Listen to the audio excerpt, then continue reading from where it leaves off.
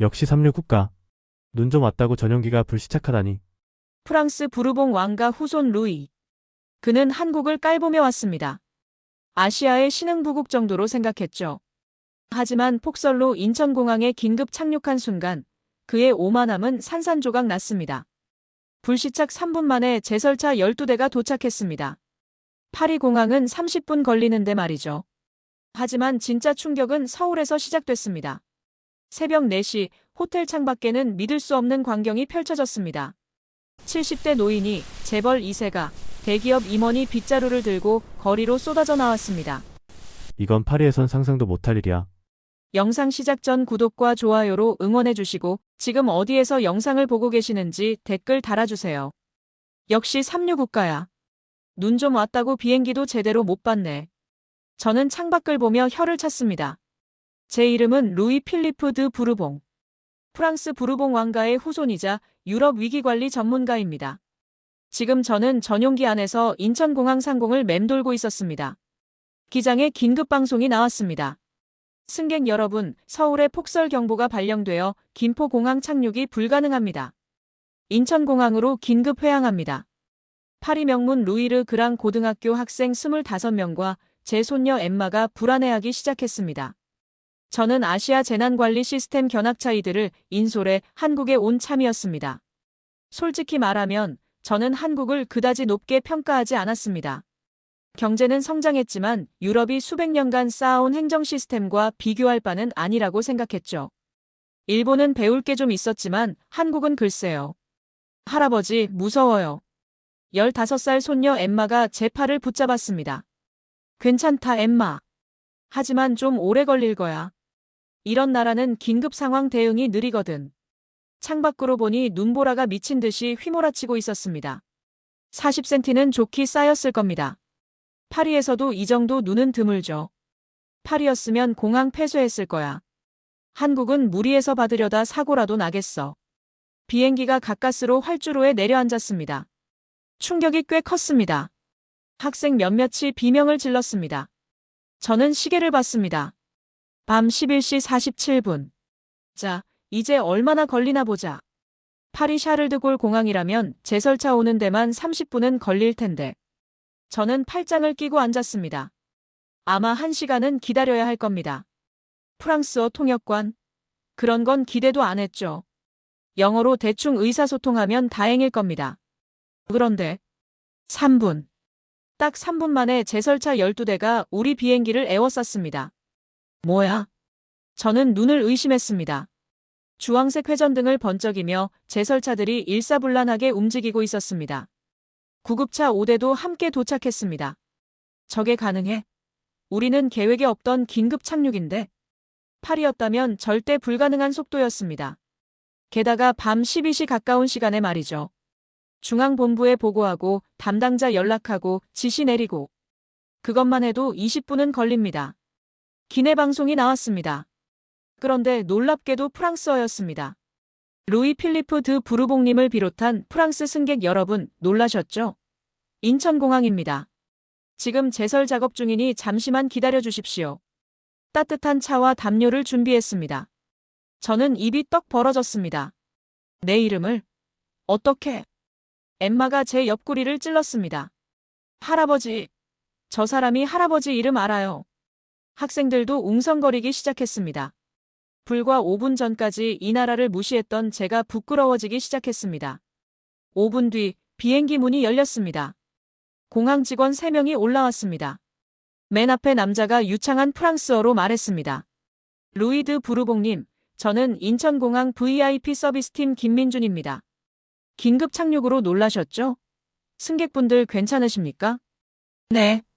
괜찮습니다. 그런데 어떻게 제 이름을 아시고 프랑스어까지? 승객 명단을 받자마자 확인했습니다. 프랑스 왕실 부르봉 가문 후손이시더군요. 그래서 프랑스어 가능한 직원 3명을 긴급 배치했습니다. 저는 할 말을 잃었습니다. 불시착한 비행기입니다. 계획에도 없던 착륙이었죠. 그런데 3분 만에 제설차 12대를 보내고 5분 만에 프랑스어 직원 3명을 배치했다고요? 잠깐만요. 지금 밤 12시가 다 됐는데 어떻게 이렇게 빨리? 저희는 24시간 비상 대기조가 있습니다. 긴급 상황에 대비해서요. 김민준 씨가 손짓하자 뒤따라온 직원들이 카트를 밀고 들어왔습니다. 김이 모락모락 나는 생강차와 포근한 담요가 실려 있었습니다. 승객분들께 따뜻한 차와 담요를 준비했습니다. 특히 학생분들 많이 놀랐죠? 괜찮아요, 안전해요. 직원들이 학생들 한 명 한 명에게 담요를 덮어주고 차를 건넸습니다.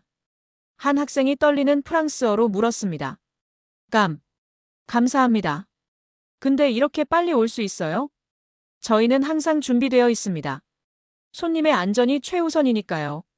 저는 멍하니 창밖을 봤습니다. 제설차들이 마치 발레를 추듯 정확하게 움직이고 있었습니다. 눈을 치우고 염화칼슘을 뿌리고 다시 한번 확인하고 10분. 딱 10분 만에 활주로가 깨끗해졌습니다. 파리였다면 최소한 시간은 걸렸을 겁니다. 아니, 솔직히 말하면 파리는 이 정도 눈이 오면 아예 공항을 닫습니다. 위험하다고요. 루이님, 이제 버스로 이동하시겠습니다. 호텔까지 저희가 안전하게 모시겠습니다. 네. 감사합니다. 저는 기계적으로 대답했습니다. 머리가 복잡했습니다. 뭔가 제 상식이 깨지는 느낌이었거든요. 버스로 이동하면서 학생들이 수군거렸습니다. 선생님, 한국 진짜 대단한데요? 파리 공항보다 빠른 것 같아요. 프랑스어 직원도 있고, 우리보다 우리를 더 잘 챙겨주는 것 같아요. 저는 창밖을 보며 속으로 생각했습니다. 운이 좋았던 거야. 마침 준비가 되어 있었겠지. 도심으로 들어가면 다를 거야. 공항이야 국가 체면 때문에 신경 쓰지만 실제 도시는 엉망일 거야. 버스가 고속도로로 접어들었습니다. 눈은 여전히 미친 듯이 내리고 있었습니다. 차들이 거북이처럼 기어가고 있었죠. 봐라, 역시 교통대란이야. 그런데 이상했습니다. 서울 시내로 들어갈수록 도로가 멀쩡해지는 겁니다. 어떤 구간은 눈이 전혀 쌓이지 않았습니다. 기사님, 저기 도로는 왜 저렇게 깨끗합니까? 저기는 성동구입니다. 도로에 열선이 깔려 있어서 눈이 오면 자동으로 녹아요. 열선이요? 네, 구청장님이 몇 년 전에 설치하셨어요. 겨울철 사고 예방 때문에요. 저는 깜짝 놀랐습니다. 파리는 샹젤리제 거리 같은 초특급 관광지에만 겨우 3개 구간 열선이 있습니다. 예산 문제로 더 늘리지 못하고 있죠. 그런데 서울의 작은 구 하나가 도로 전체에 열선을 깔았다고요? 호텔에 도착한 시간은 새벽 1시였습니다. 학생들을 방으로 보내고 저는 제 방으로 올라갔습니다. 피곤했지만 잠이 오지 않았습니다. 창가로 걸어가 서울 야경을 내려다봤습니다. 눈은 여전히 내리고 있었습니다. 다른 지역은 도로가 하얗게 뒤덮여 있었습니다. 차들이 꼼짝 못하고 있었죠. 역시 그렇군. 공항은 잘해도 도심은 마비되는 거야. 저는 코웃음을 치며 커튼을 닫으려 했습니다. 그런데 호텔 바로 앞 도로만은 멀쩡했습니다. 눈이 내리는 즉시 녹아버리고 있었습니다. 마치 도로 자체가 살아있는 것처럼 말이죠. 뭐야 이게? 저는 눈을 비볐습니다. 환상을 보는 건가 싶었습니다. 하지만 현실이었습니다. 눈이 도로에 닿는 순간 지글지글 녹아버리고 있었습니다. 새벽 3시. 저는 도저히 잠을 잘 수가 없어서 프런트로 내려갔습니다. 실례합니다. 저기 도로가 이상한데요. 눈이 안 쌓이던데요? 야간 직원이 환하게 웃었습니다. 도로 열선 말씀이시군요. 성동구는 주요 도로 57개 지점에 열선이 깔려 있습니다. 57개요? 네, 구청장님이 3년 전에 설치하셨어요. 저는 입을 다물지 못했습니다. 57개. 파리 전체가 3개인데 서울의 작은 구 하나가 57개라고요? 그게 예산이 어마어마하지 않습니까? 120억 정도 들었다고 들었습니다. 하지만 구청장님이 주민 생명이 우선이라고 하셨대요. 120억 원. 유로로 환산하면 900만 유로 정도입니다. 파리시는 예산이 없다며 30억 유로짜리 프로젝트도 10년째 지연시키고 있습니다. 중앙정부 승인 기다리느라 서류만 산더미죠. 그런데 여기는 구청장 결정 하나로 뚝딱 해치웠다고요? 혹시 구청장 SNS 같은 거 볼 수 있을까요? 네. 잠깐만요. 직원이 태블릿을 가져왔습니다. 성동구청장 페이스북이었습니다.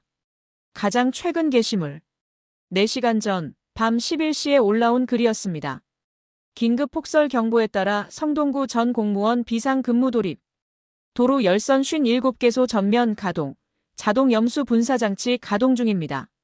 사전 작업에도 불구하고 기습 폭설로 주민 여러분께 불편을 드려 송구합니다. 저는 그 문장을 3번 읽었습니다. 송구합니다. 구청장이 먼저 사과를.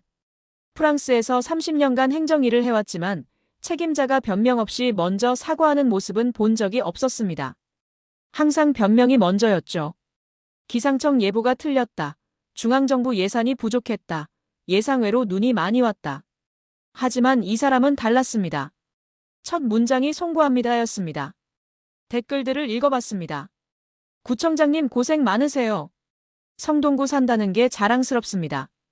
옆 동네는 난리인데 우리 구만 멀쩡해요. 유유. 저는 혼란스러웠습니다. 위기 상황에서 주민들이 구청장을 원망하는 게 아니라 응원하고 있었습니다.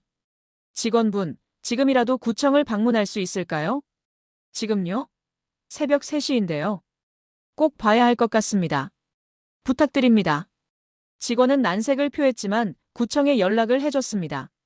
놀랍게도 허락이 떨어졌습니다. 관제실에 계시답니다. 지금 오시라고 하십니다. 새벽 4시.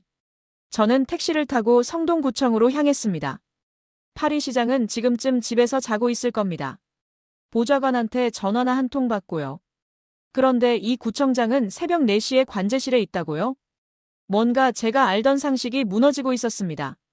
챕터 57개의 모니터와 20분의 기적 약 2,500자. 성동구청 건물은 불이 환하게 켜져 있었습니다. 3층 관제실로 안내를 받았습니다. 문을 열고 들어간 순간 저는 숨이 멎는 듯 했습니다. 벽면을 가득 채운 대형 모니터. 그 안에 CCTV 화면 57개가 동시에 띄워져 있었습니다. 성동구 곳곳의 실시간 도로 상황이었습니다. 그리고 그 한가운데 50대 중반으로 보이는 남자가 서서 화면들을 뚫어지게 보고 있었습니다. 어서 오십시오. 루이 드 부르봉님. 그가 돌아보며 악수를 청했습니다. 저는 정원호 성동구청장입니다. 밤늦게 방문하셨는데 제대로 대접도 못 해드리네요. 아닙니다. 감사합니다. 그런데 구청장님이 직접 여기 계신 겁니까? 지금 새벽 4시인데요. 폭설 경보 때는 제가 24시간 여기 있습니다. 당연한 거 아닙니까? 당연하다고요? 파리시장은 폭설이 와도 집에 있습니다. 보좌관한테 보고받고 전화로 지시합니다. 밤에 시청 나온다는 건 상상도 못할 일이죠. 이 모니터들은 뭡니까? 성동구 주요 도로 57개 지점입니다. 열선이 설치된 곳마다 CCTV가 있어요. 실시간으로 확인하면서 문제 생기면 즉시 대응하는 겁니다. 정구청장이 화면 하나를 확대했습니다. 여기 보십시오. 이 도로는 경사가 심해서 눈이 오면 차들이 미끄러집니다. 그래서 열선을 2배로 깔았어요. 온도도 다른 곳보다 높게 설정했고요. 그런 디테일까지 직접 챙기십니까? 제가 안 챙기면 누가 챙깁니까? 주민 생명이 걸린 문제인데요. 저는 할 말을 잃었습니다. 파리는 어떻습니까? 시장은 큰 그림만 그립니다. 세부 사항은 부서장들이 알아서 하죠. 시장이 도로 하나하나 신경 쓴다? 말도 안 되는 일입니다. 그런데 이 사람은 CCTV 57개를 직접 보고 있었습니다. 그때 직원 한 명이 다급하게 들어왔습니다. 구청장님, 행당동 27번 도로 열선 2번 구역에 고장 신고 들어왔습니다. 정 구청장이 즉시 해당 화면을 확대했습니다. 도로 한쪽에 눈이 쌓이기 시작하고 있었습니다. 주민 문자입니까? 네, 새벽 조깅하시던 분이 여기 열선 안 되는 것 같다고 문자 주셨습니다. 좋아요. 김 팀장, 즉시 출동. 알겠습니다. 저는 시계를 봤습니다. 오전 4시 12분. 잠깐만요. 주민이 직접 문자를 보냅니까? 구청장님 핸드폰으로요? 네, 제 번호는 공개되어 있습니다. 공개요? 주민들이 불편사항 있으면 언제든 연락하라고요. 제가 바로 확인하고 처리합니다. 저는 어이가 없었습니다. 파리시장 핸드폰 번호? 그런 건 대통령도 모릅니다. 철저히 비공개죠. 비서실을 거쳐야만 시장한테 연락이 갑니다. 그런데 이 사람은 자기 번호를 동네방네 공개했다고요? 하루에 문자가 몇 통이나 옵니까? 150통 정도. 150통이요. 네, 다 읽습니다. 그리고 처리 가능한 건 즉시 지시하고 시간 걸리는 건 며칠 걸립니다라고 답장 보냅니다. 저는 입을 다물지 못했습니다. 파리시장은 하루에 이메일 10통도 직접 안 읽습니다. 비서가 요약해서 보고하죠. 20분 뒤 무전기에서 연락이 왔습니다. 구청장님, 김 팀장입니다. 열선 2번 구역 접속부 이상 확인했습니다. 지금 수리 중입니다. 10분 후면 복구됩니다. 정 구청장이 해당 CCTV를 확대했습니다. 작업자 2명이 도로에서 뭔가 작업하고 있었습니다. 수고하세요, 팀장님. 조심하고요. 다시 시계를 봤습니다. 오전 4시 32분. 신고 접수부터 현장 도착, 문제 파악, 수리까지. 딱 20분. 20분이면 끝난다고요? 네, 간단한 접속 문제거든요. 저는 어지러웠습니다. 파리는 어떻습니까? 주민이 신고합니다. 구청 당직이 받습니다. 다음 날 아침 담당 부서로 넘어갑니다. 부서장이 검토합니다. 예산 확인합니다. 시청 승인 받습니다. 입찰. 공고 냅니다. 업체 선정합니다. 작업 시작합니다. 최소 3개월 걸립니다. 그런데 여기는 20분입니다. 구청장님, 파리 같으면 이런 문제는 시청 승인 받는 데만 한 달 걸립니다. 한 달이요? 그 사이에 사고 나면 어떡합니까? 그래서 보통 사고 나고 나서 고치죠. 정 구청장이 저를 빤히 쳐다봤습니다. 그럼 누가 책임집니까? 아무도 안 집니다. 시스템 문제라고 하죠. 시스템 문제라. 이상하네요. 시스템을 만든 것도 사람이고 운영하는 것도 사람인데 왜 책임은 시스템한테 넘깁니까? 저는 대답할 수 없었습니다. 정 구청장이 다시 모니터를 가리켰습니다. 보십시오, 루이님. 여기 57개 화면 하나하나가 주민들 삶입니다. 저 도로로 출근하는 사람, 학교 가는 아이들, 병원 가는 어르신들. 제가 20분 빨리 대응하면 한 명이라도 안 다칩니다. 그게 제 일입니다. 하지만 구청장님 혼자 24시간 여기 계실 순 없지 않습니까? 혼자가 아닙니다. 정 구청장이 옆방을 가리켰습니다. 저기 직원 30명이 교대로 대기하고 있습니다. 저는 총괄 지휘만 하는 거죠. 그리고 사실 제일 중요한 건 그가 핸드폰을 꺼내 보여줬습니다. 문자 화면이었습니다. 주민들입니다. 이분들이 제 눈과 귀가 되어 주십니다. CCTV로 못 보는 골목길은 주민들이 알려주시거든요. 문자 내용을 읽어봤습니다. 구청장님, 우리 집 앞 골목 미끄러워요. 염화칼슘 좀 부탁드려요. 구청장님, 금호동 어린이 공원 가로수가 눈무게로 기울어졌어요. 위험할 것 같아요. 구청장님, 행당역 2번 출구 계단이 얼어 있어요. 어르신들 넘어지실 것 같아요. 그리고 정 구청장의 답장들. 확인했습니다. 10분 내로 처리하겠습니다. 신고 감사합니다. 지금 출동했습니다. 어르신들 조심하시라고 안내방송 나갑니다. 제설팀도 보냈어요. 150통의 문자. 150개의 신고. 150번의 답장. 이걸 다 직접 하십니까? 네, 주민들이 저를 믿고 문자 주시는데 비서한테 맡길 순 없죠. 저는 그 순간 깨달았습니다. 이게 바로 시스템이구나. 화려한 기술이 아니었습니다. 비싼 장비도 아니었습니다. 책임지는 한 사람과 신뢰하는 5만 명의 주민. 그게 바로 성동구의 시스템이었습니다. 루이님, 파리는 어떻습니까? 파리는 시스템이 있습니다. 하지만 사람이 없습니다. 사람이 없다고요? 시장은 보고만 받습니다. 담당자는 서류만 봅니다. 주민은 민원만 넣습니다. 서로 얼굴을 모릅니다. 그냥 톱니바퀴일 뿐입니다. 정 구청장이 고개를 끄덕였습니다. 그럼 누군가 다치면 어떻게 됩니까? 책임 떠넘기기 싸움이 시작됩니다. 시청은 정부 탓, 정부는 예산 탓, 담당자는 시스템 탓. 그럼 누가 사과합니까? 아무도 안 합니다. 정 구청장이 창밖을 바라봤습니다. 눈은 여전히 내리고 있었습니다. 저는 왕도 아니고 대통령도 아닙니다. 그냥 구청장입니다. 하지만 이 구 안에서는 제가 최고 책임자입니다. 뭔가 잘못되면 제가 사과해야죠. 그게 권력의 무게 아니겠습니까? 권력의 무게. 그 말이 제 가슴을 쳤습니다. 프랑스는 어떻습니까? 권력은 무겁게 쓰지만 책임은 가볍게 집니다. 하지만 이 사람은 달랐습니다. 권력을 빠르게 쓰고 책임을 무겁게 졌습니다. 구청장님, 질문 하나만 더 하겠습니다. 하십시오. 57개 열선 시스템 설치할 때 서울시장 승인 받으셨습니까? 아니요. 그럼 혹시 반대는 없었습니까? 예산 낭비라는 비판 같은 거요. 많았죠. 언론에서도 난리였습니다. 120억으로 뭘 하려고 도로를 데우냐고요. 그런데도 하셨습니까? 네. 왜입니까? 정 구청장이 저를 똑바로 쳐다봤습니다. 제가 옳다고 생각했으니까요. 그리고 실패하면 제가 사퇴하면 됩니다. 하지만 주민 생명은 못 되돌립니다. 저는 그 순간 전율했습니다. 이 사람은 자기 정치 생명을 걸고 주민 생명을 지킨 겁니다. 결과는 어땠습니까? 3년간 겨울철 교통사고 78% 감소했습니다. 그리고 작년 겨울, 제가 3선에 당선됐습니다. 57.6% 득표율로요. 주민들이 답을 준 겁니다. 당신이 옳았다고. 저는 깊은 한숨을 내쉬었습니다. 파리시장은 어떻습니까? 실패할까봐 아무것도 안 합니다. 비판받을까봐 새로운 시도를 안 합니다. 그저 안전하게 임기만 채우면 됩니다. 하지만 이 사람은 모든 걸 걸었습니다. 구청장님. 네. 부럽습니다. 네. 저희 프랑스는 왕을 잃었습니다. 230년 전에요. 그게 자랑이라고 생각했습니다.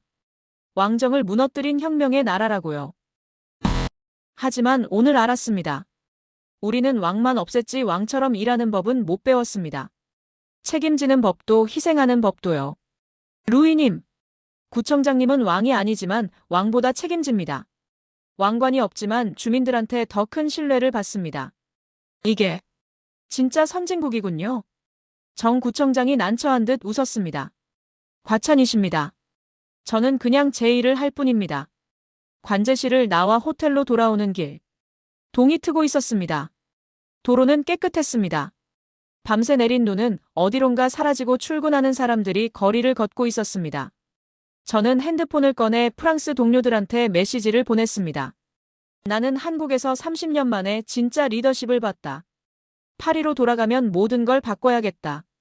손녀 엠마가 호텔 로비에서 기다리고 있었습니다.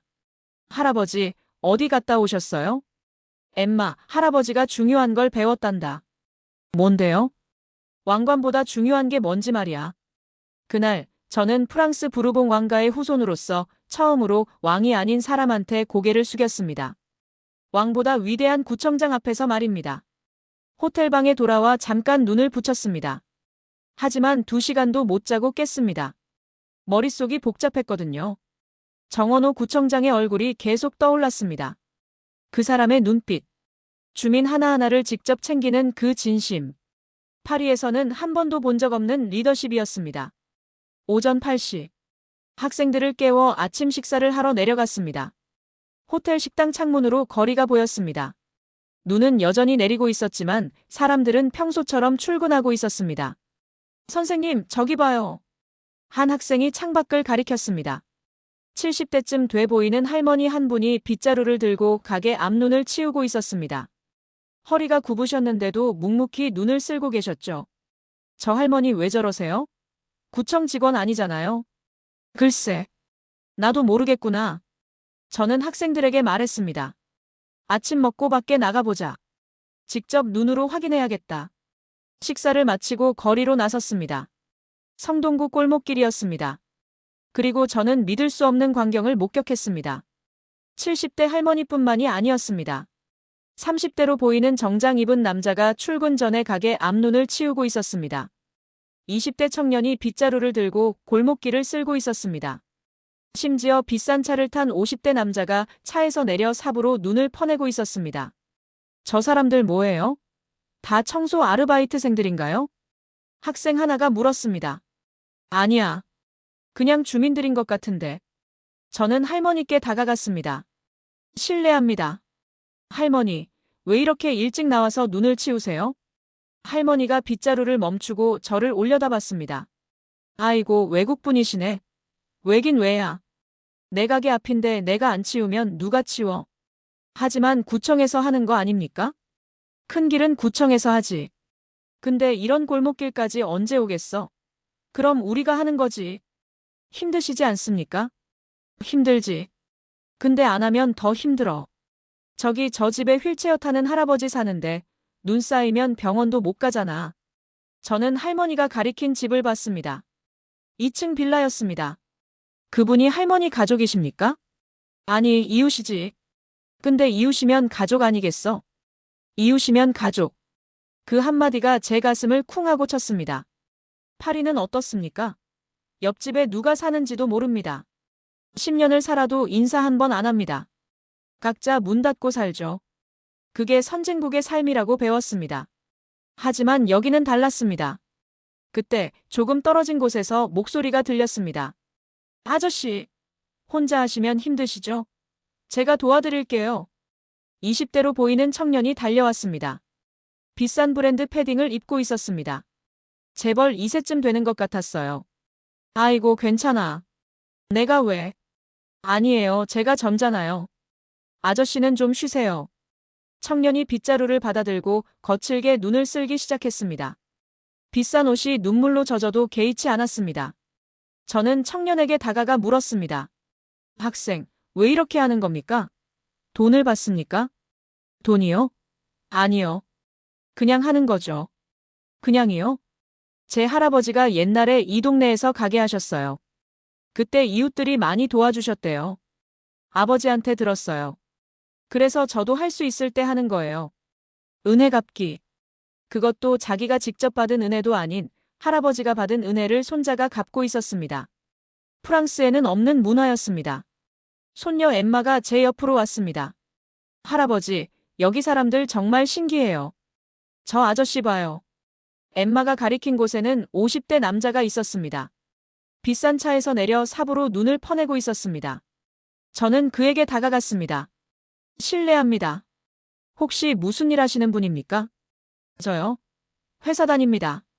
대기업 임원이에요. 임원이시면 왜 이렇게? 출근 전에 잠깐 하는 거죠. 우리 아버지 가게거든요. 그가 작은 슈퍼를 가리켰습니다. 아버지가 80세인데 아직도 가게 하세요. 제가 접으라고 해도 안 들으시더라고요. 그래서 제가 출근 전에 가게 앞이라도 치워드리는 거예요. 매일 하십니까? 눈 오는 날은요? 당연하죠. 당연하다. 그 말이 또 제 귀에 꽂혔습니다. 파리의 임원이라면 운전기사가 회사까지 데려다 줍니다. 눈 치우는 건 상상도 못할 일이죠. 하지만 이 사람은 비싼 양복 입고 삽질을 하고 있었습니다. 학생들이 저한테 다가왔습니다. 선생님, 우리도 도와드릴까요? 뭐? 저 사람들 힘들어 보여요. 우리가 젊잖아요. 도와드리면 안 돼요? 저는 학생들을 봤습니다. 파리 최고 명문고 학생들입니다. 귀족 집안 아이들도 많았죠. 그런 아이들이 눈 치우는 걸 돕겠다고 나선 겁니다. 좋다. 해보자. 우리는 근처 편의점에서 비닐 장갑을 사서 골목으로 돌아왔습니다. 학생들은 주민들과 함께 눈을 치우기 시작했습니다. 처음엔 서툴렀습니다. 빗자루질도 제대로 못했죠. 하지만 주민들이 친절하게 알려줬습니다. 학생, 이렇게 밀면 안 돼. 이렇게 쓸어야지. 아이고, 고맙네. 외국 학생들이 이렇게까지. 30분쯤 지났을 때였습니다. 엠마가 저한테 왔습니다. 얼굴이 빨개져서 숨을 헐떡이고 있었습니다. 할아버지, 이거 정말 힘든 일이에요. 근데 기분이 좋아요. 기분이 좋다고? 네. 저 할머니가 고맙다고 하시면서 손을 꼭 잡아주셨어요. 그게 정말 따뜻했어요. 엠마의 눈에 눈물이 맺혔습니다. 할아버지, 파리에서는 이런 거 해본 적 없어요. 학교에서도 안 가르쳐 줬어요. 그냥 공부만 했어요. 근데 여기 사람들은 이렇게 사는구나. 저는 엠마를 안아줬습니다. 그때 한 학생이 소리쳤습니다. 선생님, 저기요. 저는 학생이 가리킨 곳을 봤습니다. 큰 SUV 차량이 골목길로 들어오다가 눈에 빠져 멈춰 있었습니다. 바퀴가 헛돌고 있었습니다. 운전자가 당황해서 차에서 내렸습니다. 40대 여성이었습니다. 어떡하죠? 회의에 늦겠는데. 그 순간 놀라운 일이 벌어졌습니다. 주변에서 눈치우던 사람들이 우르르 달려왔습니다. 할머니, 청년, 임원 아저씨, 그리고 우리 학생들까지. 괜찮아요. 우리가 밀어드릴게요. 하나, 둘, 셋. 15명 정도가 차 뒤를 밀었습니다. 차가 천천히 움직이기 시작했습니다. 조금만 더요. 하나, 둘, 셋. 차가 빠져나왔습니다. 여성이 차에서 내려 사람들에게 연신 고개를 숙였습니다. 정말 감사합니다. 어떻게 보답해야 할지. 괜찮아요. 조심히 가세요. 사람들은 손을 흔들며 여성을 보냈습니다. 저는 그 광경을 보며 전율했습니다. 15명. 아무 상관없는 15명이 모르는 사람 하나를 위해 차를 밀어줬습니다. 8이었다면 아무도 안 도와줍니다. 지나가면서 쳐다나 보죠. 견인차 불러야 합니다. 돈 내고요. 하지만 여기는 달랐습니다. 저는 학생들을 모았습니다. 너희들 오늘 뭘 봤니? 한 학생이 대답했습니다. 프랑스 혁명이요. 뭐?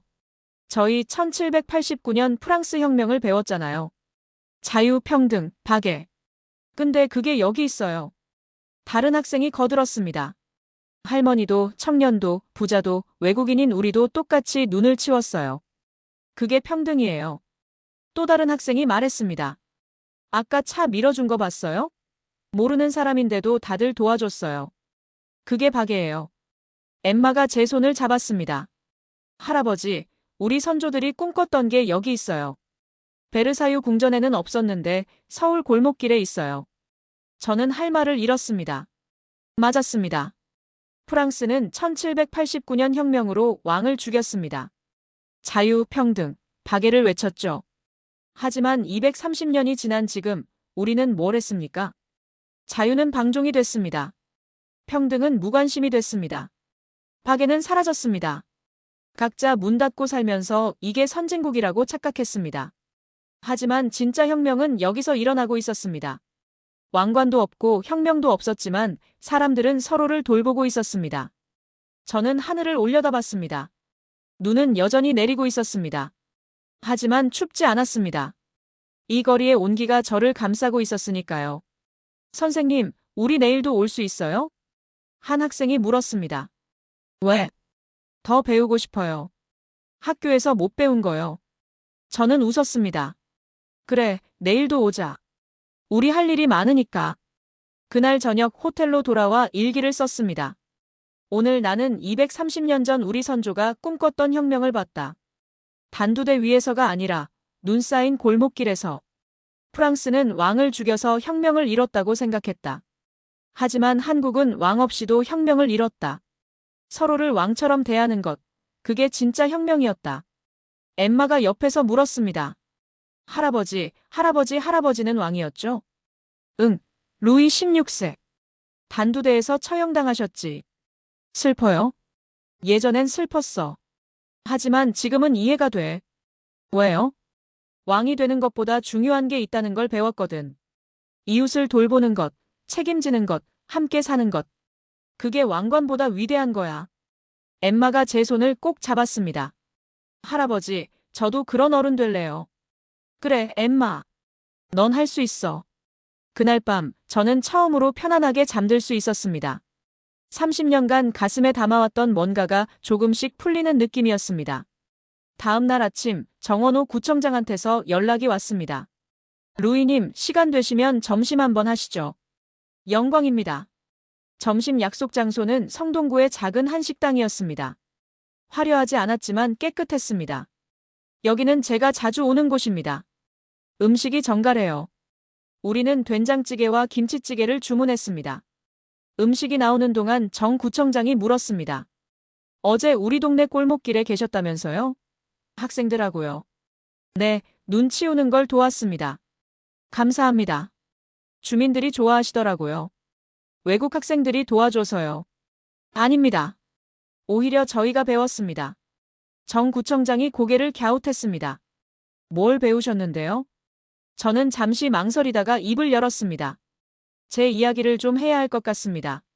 들어드리죠. 저는 30년 전 이야기를 꺼냈습니다. 제 아버지, 앙리 드 부르봉. 리옹 근교 작은 도시의 시장이었습니다. 부르봉 왕가의 후손으로서 지역 주민들을 위해 헌신하셨던 분이죠. 1994년 겨울, 갑작스런 폭설이 도시를 덮쳤습니다.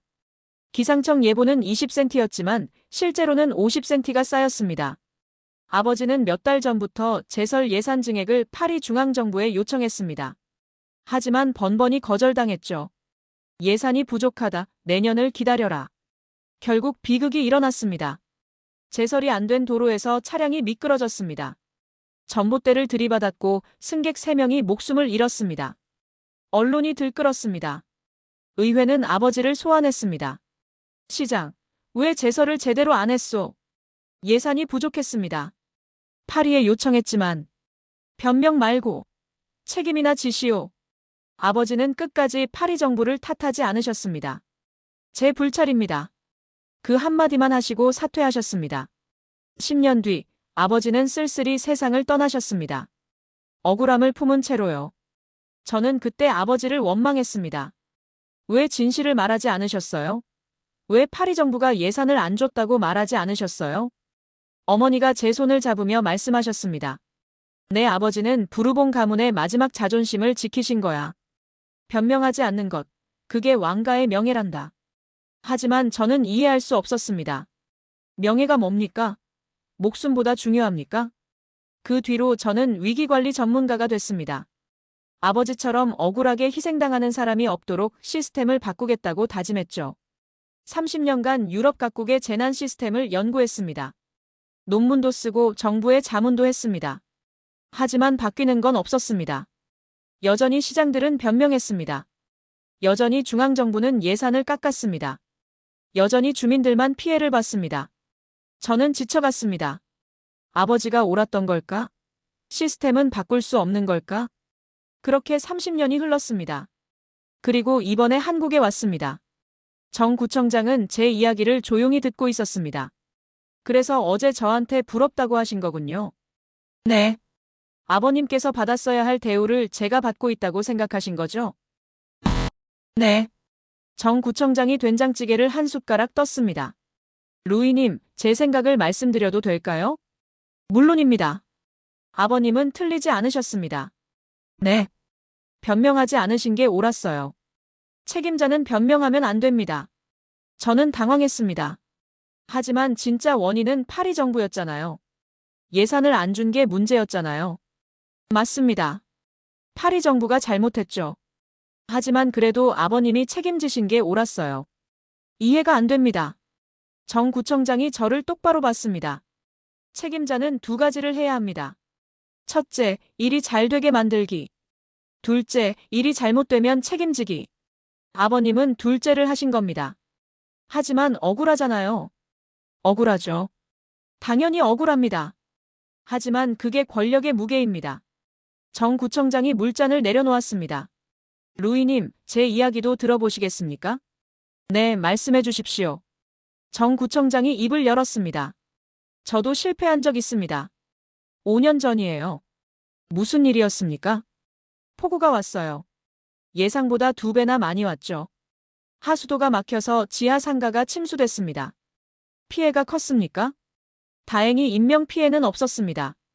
하지만 상인들이 큰 손해를 봤죠. 3억 원어치 물건이 물에 잠겼습니다. 그래서 어떻게 하셨습니까? 다음 날 아침 제가 상가에 갔습니다. 무릎 꿇고 사과했어요. 무릎을요? 네. 그리고 말했습니다. 제가 하수도 점검을 소홀히 했습니다. 제 책임입니다. 보상은 구청 예산으로 하겠습니다. 주민들 반응은 어땠습니까? 처음엔 화내셨죠. 당연합니다. 하지만 제가 일주일 동안 매일 아침 상가에 가서 청소를 도와드렸어요. 직접 걸레질하고 쓰레기 치우고요. 구청장님이 직접요? 네. 그리고 한 달 뒤 보상금을 전액 지급했습니다. 제 급여 6개월치를 포함해서요. 저는 숨이 멎었습니다. 급여를요? 네. 부족한 예산은 제가 채워야죠. 제 책임이니까요. 그렇게까지. 그게 책임입니다, 루이님. 말로만 죄송합니다가 아니라 행동으로 보여주는 거죠. 정 구청장이 물을 한 모금 마셨습니다. 그 뒤로 상인들이 저를 용서해 주셨어요. 그리고 다음 선거 때 정 구청장은 진짜로 책임진다는 소문이 퍼졌죠. 덕분에 재선됐습니다. 저는 할 말을 잃었습니다. 루이님, 아버님도 그러셨을 겁니다. 변명하지 않고 책임지신 거죠. 그게 진짜 리더입니다. 하지만 아버지는 명예를 회복 못하셨어요. 그냥 쓸쓸히 돌아가셨어요. 주민들은 어땠습니까? 네. 그 도시 주민들이요. 아버님을 어떻게 생각하셨을까요? 저는 잠시 생각했습니다. 아버지 장례식. 작은 도시였지만 수백 명이 왔었습니다. 다들 울었습니다. 시장님은 좋은 분이셨어. 끝까지 저희를 지키려 하셨어. 억울하게 가신 거야. 저는 그제야 깨달았습니다. 주민들은 알고 있었습니다. 아버지가 억울하게 희생당했다는 걸. 아버지가 끝까지 그들을 지키려 했다는 걸. 구청장님, 아버님의 명예는 이미 회복되신 겁니다. 주민들 가슴속에서요. 제 눈에 눈물이 고였습니다. 30년간 저는 착각하고 있었습니다. 아버지가 패배자라고. 아버지가 바보같이 희생당했다고. 하지만 아니었습니다. 아버지는 진짜 리더였습니다. 끝까지 변명하지 않고 책임진 분이었습니다. 죄송합니다, 구청장님. 제가 30년간 아버지를 오해했습니다. 아니에요. 이해합니다. 정 구청장이 제 어깨를 두드렸습니다. 이제 아버님께 말씀드리세요. 아버지는 오르셨습니다라고요. 저는 고개를 끄덕였습니다. 식사를 마치고 밖으로 나왔습니다. 눈은 멈췄지만 하늘은 여전히 흐렸습니다. 저는 하늘을 올려다봤습니다. 아버지, 이제 알았어요. 아버지는 틀리지 않으셨어요. 책임지는 게 리더라는 걸 저는 이제야 배웠어요. 바람이 불었습니다. 마치 아버지가 대답하시는 것 같았습니다. 이제 알았구나, 루이. 저는 눈물을 닦았습니다. 30년 만에 아버지와 화해한 느낌이었습니다. 그날 오후, 저는 호텔방에서 쉬고 있었습니다. 하지만 엠마와 학생들은 다시 거리로 나갔습니다. 할아버지, 저희 또 가볼게요. 어제 그 할머니 찾아뵙기로 했어요. 조심해라, 엠마. 네. 저는 창가에 앉아 커피를 마시며 생각에 잠겼습니다. 정원호 구청장의 말이 계속 맴돌았습니다. 아버님의 명예는 이미 회복되신 겁니다. 주민들 가슴속에서요. 그 말이 맞았습니다. 아버지 장례식 때 한 노인이 제 손을 잡으며 말했었죠. 시장님은 저희를 끝까지 지키려 하셨어. 파리 정부가 예산 안 줬다는 거 우리 다 알아. 근데 시장님은 끝까지 그 말 안 하시고 혼자 책임지셨지. 그게 얼마나 대단한 건지 아니? 그때는 이해 못했습니다. 하지만 지금은 알 것 같았습니다. 1시간쯤 지났을 때 엠마한테서 전화가 왔습니다. 할아버지, 빨리 오세요. 왜? 무슨 일이야? 할아버지가 꼭 봐야 할 게 있어요. 저는 서둘러 외투를 입고 밖으로 나갔습니다. 엠마가 알려준 주소는 성동구의 작은 마을 회관이었습니다. 들어가니 놀라운 광경이 펼쳐져 있었습니다. 어제 만났던 할머니, 청년, 임원 아저씨가 모여 있었습니다. 그리고 우리 학생들 25명도 함께 있었죠. 루이님 오셨네요. 정원호 구청장도 와 있었습니다. 구청장님, 이게 무슨... 학생들이 제안을 했어요. 듣고 싶으시죠? 엠마가 앞으로 나왔습니다. 할아버지, 저희가 회의했어요. 선생님들하고 구청장님하고 주민분들하고요. 무슨 회의? 저희가 배운 걸 파리에 가져가고 싶어요. 그래서 생각해봤어요. 어떻게 하면 될까? 한 학생이 손을 들었습니다. 선생님, 저희가 영상을 만들려고 해요. 여기서 본 걸 담아서 파리 학교 친구들한테 보여주려고요. 다른 학생이 거들었습니다. 그리고 저희 부모님들한테도 보여드리려고요. 파리 시의원도 계시고 정부 공무원도 계세요. 보여드리면 뭔가 바뀔 것 같아요. 저는 감동했습니다. 너희들이 그런 생각을. 할아버지, 저희 이제 알았어요. 공부만 하는 게 아니라 행동해야 한다는 거요. 엠마가 제 손을 잡았습니다. 할아버지도 그랬잖아요. 책임지고 행동하셨잖아요. 저희도 그러고 싶어요. 저는 할 말을 잃었습니다. 할머니가 앞으로 나왔습니다. 루이님, 이 아이들 정말 대단해요. 어제 오늘 이틀 동안 우리 동네 구석구석 다니면서 사람들 인터뷰하고 사진 찍고 영상 찍고 했어요.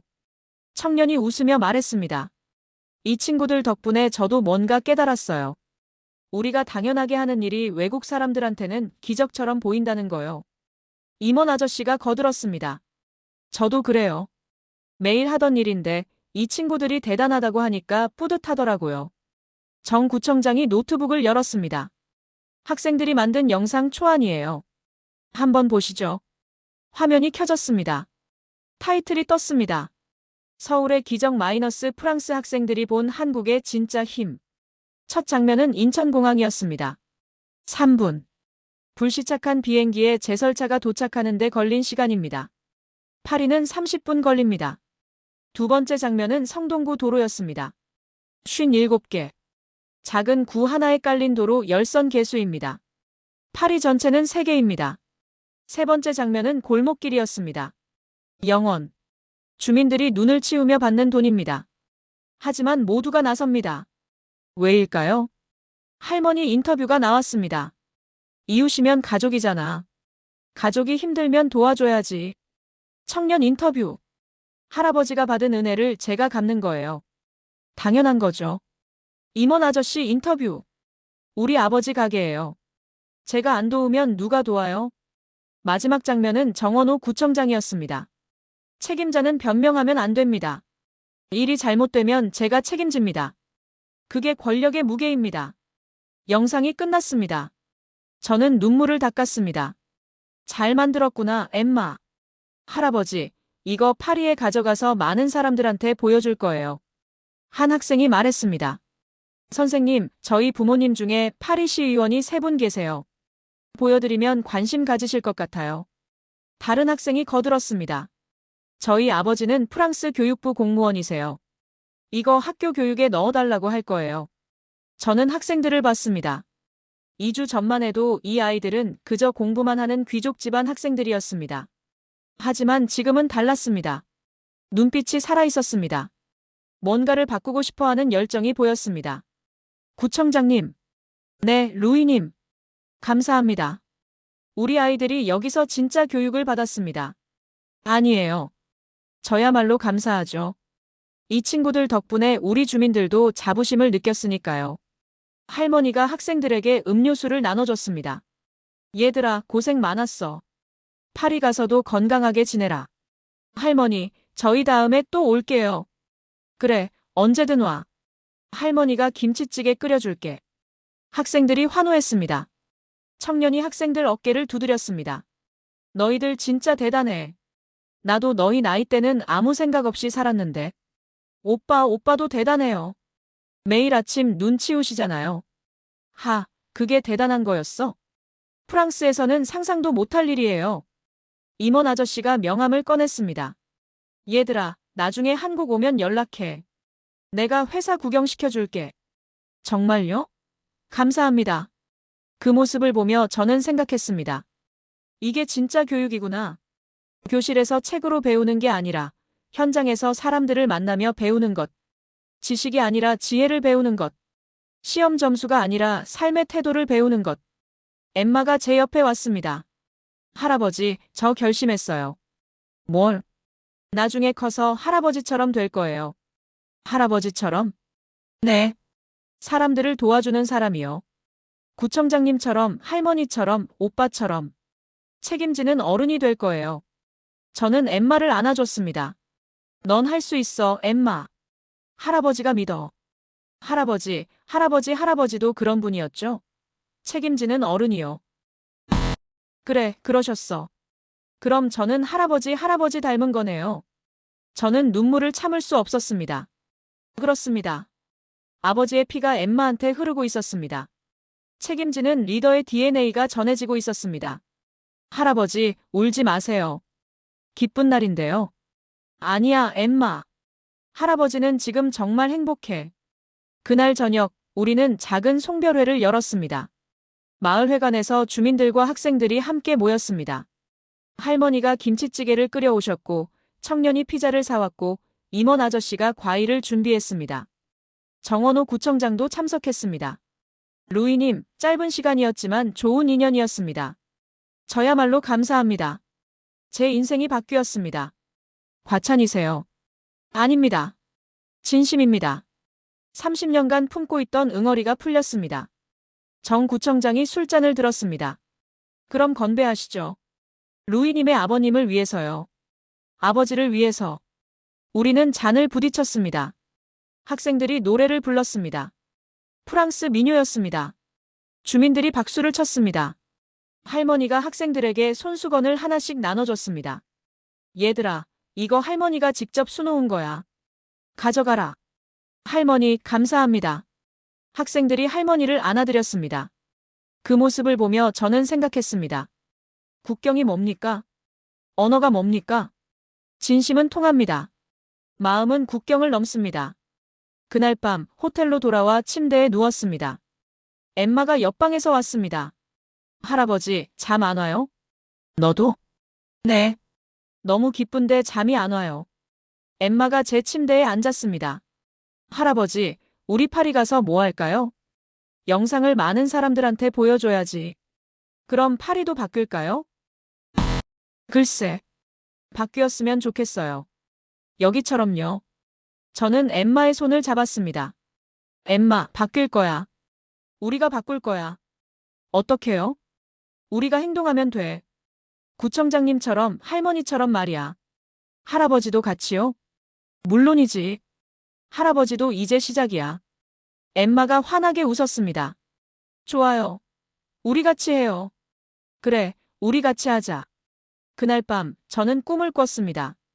아버지가 나오는 꿈이었습니다. 아버지는 웃고 계셨습니다.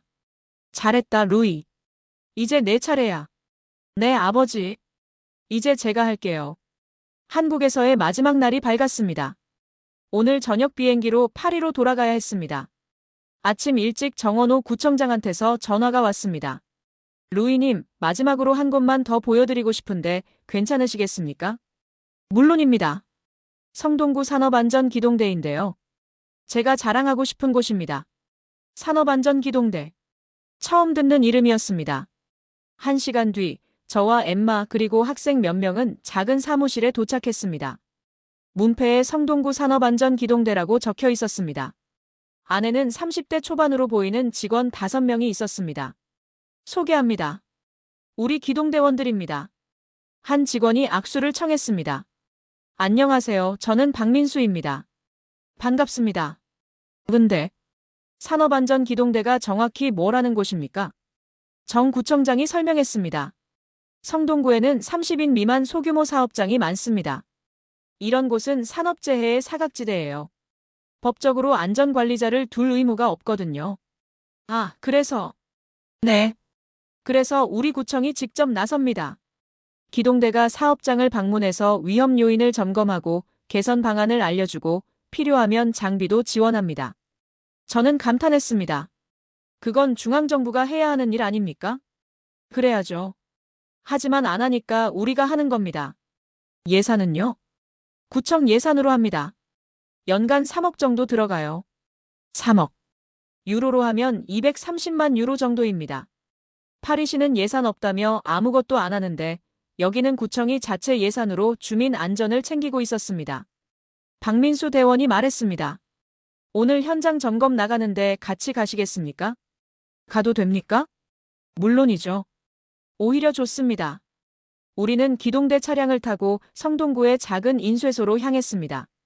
2층 건물이었습니다. 낡았지만 깨끗했습니다. 문을 열고 들어가니 50대 사장님이 반갑게 맞아줬습니다. 박 대원님. 또 오셨네요. 네, 사장님. 지난번에 말씀드린 환풍기 설치하셨어요? 아, 그거요. 아직이에요. 돈이 좀. 박 대원이 노트북을 꺼냈습니다. 사장님, 구청 지원 사업 신청하세요. 환풍기 설치 비용 70% 지원해드립니다. 정말요? 네. 여기 신청서 작성하시면 됩니다. 사장님이 감격해서 손을 잡았습니다. 고맙습니다. 직원들이 여름에 더워서 고생했거든요. 박 대원은 인쇄기 주변을 꼼꼼히 점검했습니다.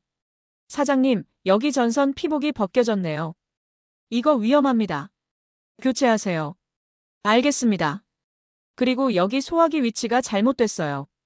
인쇄기 옆에 두면 안 됩니다. 불나면 접근을 못해요. 아, 그렇구나. 몰랐네요. 여기로 옮기세요. 그리고 비상구 표시 등도 달아야 합니다. 그것도 지원됩니까? 네, 다 지원됩니다. 점검을 마치고 나오는데 사장님이 저희한테 커피를 건넸습니다. 외국 분들이신가 봐요. 멀리서 오셨는데 고맙습니다. 아닙니다. 저희가 배우러 온 겁니다. 배우다니요? 네. 이런 시스템이 프랑스엔 없거든요. 사장님이 놀라워했습니다. 프랑스에 없다고요? 프랑스가 선진국 아닙니까? 선진국입니다. 하지만 이런 건 안 합니다. 이상하네요. 이거 되게 중요한 건데. 저는 그 말에 가슴이 아팠습니다. 맞았습니다. 되게 중요한 일입니다. 노동자 안전보다 중요한 게 뭡니까? 하지만 프랑스는 안 합니다. 법에 없으니까, 예산 없으니까, 우리 관할 아니니까. 그렇게 수많은 노동자들이 사고를 당합니다. 하지만 여기는 달랐습니다. 법에 없어도 합니다. 예산 없으면 만듭니다. 관할 아니어도 나섭니다. 왜? 주민이 곧 가족이니까. 차에 타서 다음 현장으로 가는 길. 엠마가 박대원에 물었습니다. 오빠, 이 일 힘들지 않아요? 힘들죠. 하루에 5곳씩 돌아다니니까요. 그럼 왜 해요? 박대원이 웃었습니다. 제 아버지가 공장에서 일하시거든요. 20년 전에 손가락을 다치셨어요. 기계 안전장치가 없어서요. 그때 저는 중학생이었는데 아버지 손가락 3개 없는 거 보고 충격받았어요. 그래서 다짐했죠. 커서 이런 사고 막는 일 하겠다고. 그래서 이 일을 하는 거예요? 네. 제가 점검한 사업장에서는 절대 사고 안 나게 하는 게 제 목표예요. 저는 뭉클했습니다. 개인적인 상처가 공적인 헌신으로 바뀐 겁니다. 두 번째 현장은 작은 철공소였습니다. 60대 사장님 혼자 일하고 계셨습니다. 사장님, 안전모는요? 아, 그거. 불편해서 안 써요. 사장님, 머리 다치면 큰일 납니다. 꼭 쓰세요. 알았어요, 알았어. 박대원이 차에서 새 안전모를 가져왔습니다. 이거 드릴게요. 구청에서 지원하는 겁니다. 공짜로요? 네. 그리고 이거 안전화도요. 어이구, 고맙네. 사장님, 약속하세요. 꼭 착용하시겠다고. 그래요, 약속할게. 점검을 마치고 나오는데 사장님이 저희를 불렀습니다. 잠깐만요. 사장님이 작은 쇠붙이를 가져왔습니다. 이거 제가 만든 거예요. 열쇠고리인데 가져가세요. 저희가 받아도 됩니까? 당연하죠. 멀리서 왔는데요. 엠마가 감격해서 받았습니다. 감사합니다, 할아버지. 파리 가서도 건강하게 지내라. 차에 타서 엠마가 열쇠고리를 보며 말했습니다. 할아버지, 이거 평생 간직할래요. 왜? 여기 사람들 마음이 담겨 있잖아요. 서로 챙기는 마음이요. 저는 엠마의 머리를 쓰다듬었습니다. 그래, 잘 간직해라. 오후 5시, 우리는 구청으로 돌아왔습니다. 정원호 구청장이 기다리고 있었습니다. 어떠셨습니까? 감동했습니다. 진짜 행정이 뭔지 배웠습니다. 과찬이세요. 아닙니다. 파리에 가서 꼭 이걸 알리겠습니다. 정 구청장이 봉투 하나를 꺼냈습니다. 루이님, 이거 드리려고요. 뭡니까? 편지입니다. 우리 주민들이 쓴 거예요. 봉투를 열어보니 손편지가 가득 들어 있었습니다. 할머니 편지. 루이님, 파리 가서도 건강하세요. 엠마 잘 키우시고요. 다음에 또 오세요. 청년 편지. 루이님, 프랑스도 한국처럼 되길 바랍니다. 서로 돕는 나라가 진짜 선진국이니까요. 임원 아저씨 편지. 루이님, 아버님은 훌륭한 분이셨습니다. 자부심 가지세요. 사장님 편지. 루이님, 프랑스 노동자들도 안전하게 일할 수 있길 바랍니다. 저는 눈물을 참을 수 없었습니다. 며칠 만에 만난 사람들. 하지만 진심이 담긴 편지를 써준 사람들. 고맙습니다, 구청장님. 평생 간직하겠습니다. 저는 집으로 들어갔습니다. 책상에 앉아 노트북을 켰습니다. 그리고 새 프로젝트 파일을 만들었습니다. 제목은 부르봉 프로젝트 마이너스 책임지는 유럽을 위하여. 첫 문장을 썼습니다. 우리는 230년 전 왕을 죽였다. 하지만 왕처럼 책임지는 법은 배우지 못했다. 이제 배울 때가 됐다. 한국이 보여준 것처럼 엠마가 방문을 열고 들어왔습니다. 할아버지, 뭐해요? 새 프로젝트 시작하는 거야. 저도 도와줄 수 있어요? 물론이지. 같이 하자. 엠마가 제 옆에 앉았습니다. 우리는 밤새 계획을 짰습니다. 첫 번째 목표 파리 시청 설득. 두 번째 목표 5개 도시 시범 사업. 세 번째 목표 프랑스 전역 확산. 네 번째 목표 유럽 전역 확산. 새벽 2시가 되었습니다. 엠마가 졸고 있었습니다. 저는 엠마를 방으로 데려다 줬습니다. 잘 자라, 엠마. 할아버지, 우리 꼭 성공할 거죠? 물론이야. 약속해요. 약속한다. 엠마가 잠들었습니다. 저는 다시 책상으로 돌아왔습니다. 창밖을 봤습니다. 파리의 야경이 펼쳐져 있었습니다. 아름다운 도시. 하지만 바뀌어야 할 도시. 기다려라, 파리. 곧 너도 바뀔 거야. 서울처럼 말이야. 저는 다시 키보드를 두드렸습니다. 그날부터 6개월 동안 저는 쉬지 않고 일했습니다. 파리 시장을 만났습니다. 설득했습니다. 5개 도시 시장을 만났습니다. 협력을 약속받았습니다. 프랑스 대통령을 만났습니다. 지원을 약속받았습니다. 그리고 마침내 1년 뒤 파리 1구의 첫 번째 시민 참여 제설단이 만들어졌습니다. 서울 성동구를 모델로 한 겁니다. 개소식 날 저와 엠마는 현장에 있었습니다. 100명의 주민이 모였습니다. 파리 시장이 연설했습니다. 오늘부터 파리도 바뀝니다. 우리 모두가 주인입니다. 우리 모두가 책임집니다. 박수가 터졌습니다. 한 주민이 저에게 다가왔습니다. 루이 박사님, 감사합니다. 파리의 변화를 가져와 주셔서요. 아닙니다. 여러분이 하신 겁니다. 아니에요. 박사님이 시작하셨잖아요. 저는 미소 지었습니다. 아니요. 제 아버지가 시작하신 겁니다. 30년 전에요. 그날 저녁 저는 정원호 구청장에게 영상통화를 걸었습니다. 구청장님, 루이님, 잘 지내셨습니까? 네, 덕분에요. 오늘 파리의 첫 번째 시민 참여 제설단이 만들어졌습니다. 축하합니다. 구청장님 덕분입니다. 아니에요. 루이님이 하신 겁니다. 구청장님, 언제 파리에 오실 수 있으세요? 초청하고 싶습니다. 제가요? 영광이죠. 시간 되면 가겠습니다. 감사합니다. 기다리겠습니다. 통화를 끝내고 창밖을 봤습니다. 눈이 내리고 있었습니다. 파리의 겨울. 하지만 이제는 춥지 않았습니다. 사람들의 따뜻한 마음이 도시를 데우고 있었으니까요. 엠마가 저를 불렀습니다. 할아버지, TV 봐요. 뉴스가 나오고 있었습니다. 파리 1구의 시민 참여 제설단, 첫 활동 시작. 한국 성동구를 모델로 한 이 프로젝트는 저는 미소 지었습니다. 엠마, 봐라. 우리가 해냈어. 할아버지, 이제 끝인가요? 아니야. 이제 시작이야. 그럼 다음은요? 다음 도시로 가는 거지. 그리고 또 다음 도시로. 언제까지요? 유럽 전체가 바뀔 때까지. 엠마가 제 손을 잡았습니다. 저도 같이 갈게요, 할아버지. 고맙다, 엠마. 같이 가자. 그날 밤 저는 일기를 썼습니다. 오늘 아버지의 꿈이 이루어지기 시작했다. 책임지는 리더, 함께하는 주민. 파리가 변하고 있다. 한국에서 배운 것. 왕관이 없어도 왕보다 위대할 수 있다는 것.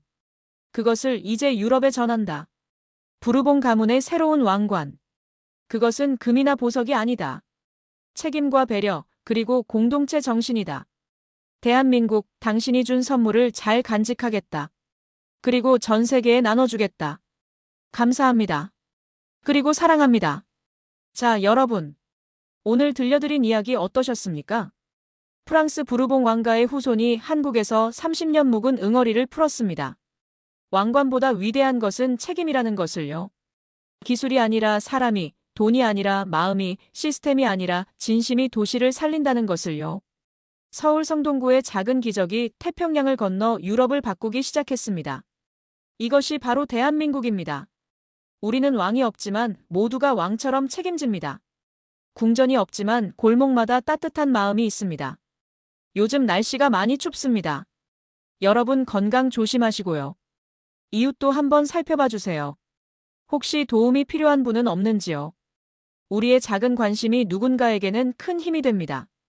구독과 좋아요, 그리고 따뜻한 댓글 부탁드립니다. 감사합니다.